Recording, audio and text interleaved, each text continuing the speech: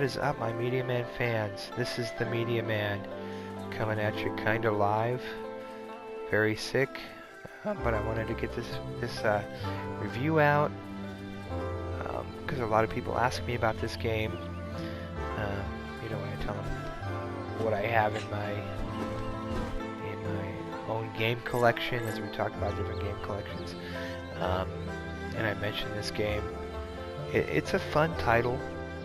You know, I'm not gonna lie, there's a lot of fun to be had. Hey, money! I got some monies. Woohoo! I love collecting coins, what can I say? But I also want to be completely honest with you guys. You know, this is a PS2 game that was ported over, and it looks like a PS2 game that was ported over. If you look at the grass, it doesn't look great. It's very one-dimensional. They do that whole, what I call the cross. You can, if you look at it, it's kind of like an X or a plus, and then the grass just sticks up. For a PS4 title with as much power as this console has to get that kind of stuff, I am just not all that impressed graphically. So yeah, I'll give the graphics a 6 out of 10. But let's talk about the story. It's there. You want to save your village from these gorillas. They're bad gorillas. They want to take over and make you their slaves and blah blah blah. It's pretty standard fare.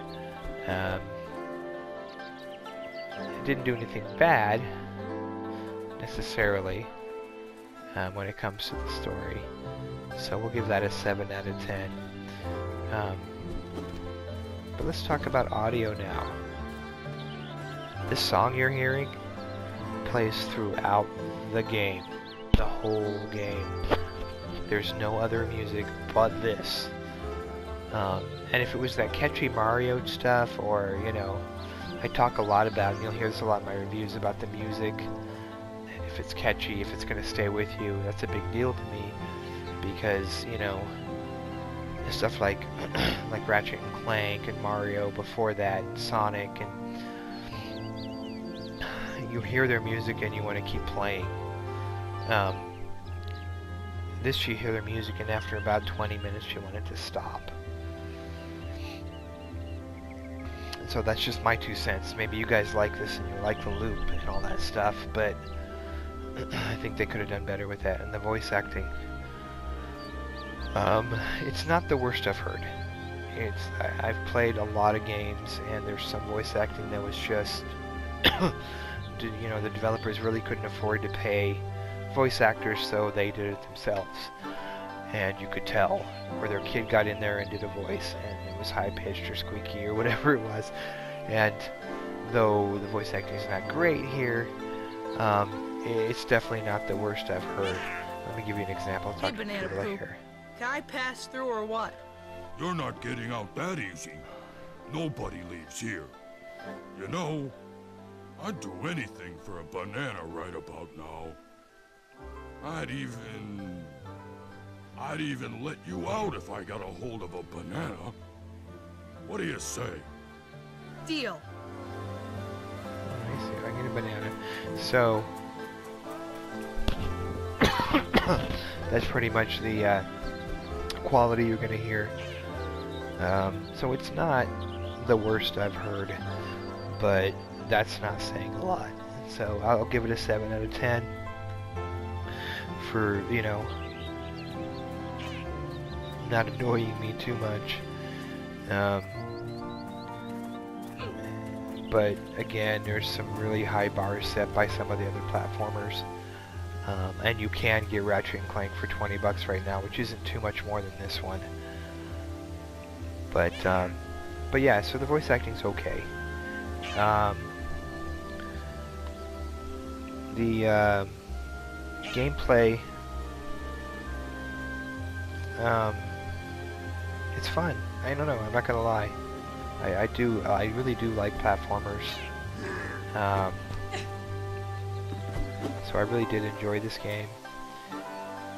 I would give the gameplay itself about an 8 out of 10, which is probably the highest I gave you know, in any part of this game, because there was fun to be had. And the platforming was pretty good. Every once in a while it felt slippery, but most of the time it was accurate, and if I fell, it was my fault. The combat is pretty fun. I did want to bring you some combat, but it looks like I'm going to have to find bananas, and I don't want this review to go forever. But, so yeah, I mean, overall not a bad game. You know, I think you can pick it up for 14 bucks. It's definitely worth that. I wouldn't pay, you know, 30 bucks for it, which is what it came out new. Because I feel like I can get PS2 games for cheaper. I'm joking, kind of.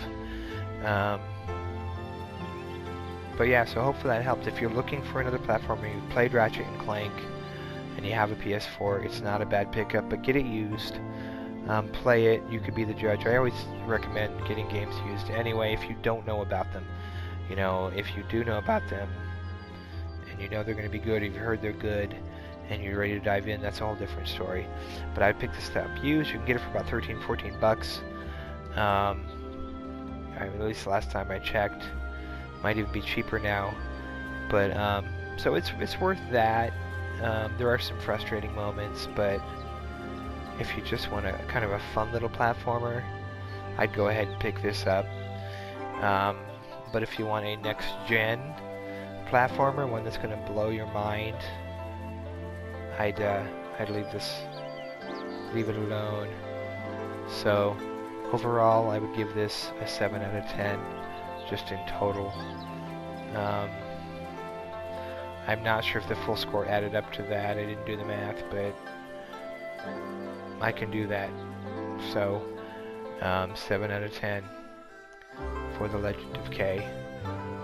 Check it out if you have some extra money and you've already played the Ratchet and Clank game, or you have a, you know, if you have a Wii U, you can get Mario. But anyway, I hope you enjoyed it. Please like and subscribe if you did like this, and we'll talk to you soon. And I will have the breakdown of the review score in the description. I always try to do that for you guys. So if you don't have time, well, if you got this far, but it'll always be there for you. And thank you guys. Please remember to subscribe. Punch that like button if you like this, if you want to see more platformers. Let me know in the comments if you've played some kind of under the rug platformers or any other game and you think is great and hasn't got enough